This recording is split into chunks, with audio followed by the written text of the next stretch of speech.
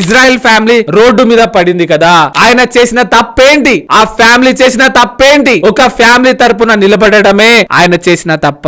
న్యాయవాదులు తమ వృత్తిలో భాగంగా ఎన్నో కేసులు డీల్ చేస్తూ ఉంటారు. ఇలా అందరూ పగలు ప్రతీకారాలు పెంచుకుపోతుంటే న్యాయవాదుల పరిస్థితి ఏంటి? ధైర్యంగా రోడ్డు మీద తిరగగలరా? కేవలం క్షణికావేశంలో ఇలాంటి పనుల వల్ల ఎన్నో జీవితాలు నాశనం అవుతున్నాయి, అయ్యాయి కూడా.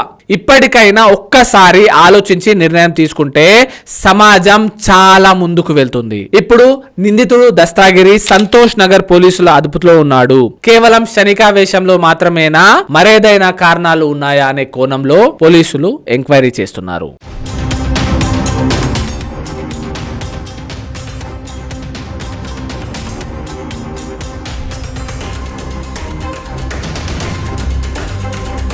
ఈ కేసులో ఎలాంటి శిక్షలు పడతాయంటే ఇప్పుడు మనం అది తెలుసుకుందాం. సెక్షన్ 497 ఆఫ్ ఐపీసీ ప్రకారంగా ఎవరైనా వేరే వ్యక్తి భార్యతో అక్రమ సంబంధం పెట్టుకుంటే క్రిమినల్ కేసుగా చూడవచ్చు. కానీ 2018 లో ఈ సెక్షన్ సుప్రీం కోర్టు రద్దు చేసింది. అండర్ సెక్షన్ 101 బిఎన్ఎస్ తో మర్డర్ అనేది ఒక criminal offence. Under section 103 of Bharatiya Nyaya సంహితతో 7 సంవత్సరాల దాకా కఠిన కారాగార శిక్ష, ఉరి శిక్ష, యావజ్జీవ కారాగార శిక్ష పడే అవకాశం ఉంది. ఉరి శిక్ష పడాలని నేనైతే గట్టిగా కోరుకుంటున్నాను. ఇజ్రాయెల్ గారి హత్యకి నిరసనగా లాయర్లందరూ అసెంబ్లీ ముట్టడించారు. అడ్వకేట్ ప్రొటెక్షన్ యాక్ట్ కావాలని డిమాండ్ చేశారు. నేను కూడా ఈ నిరసనని సమర్థిస్తున్నాను.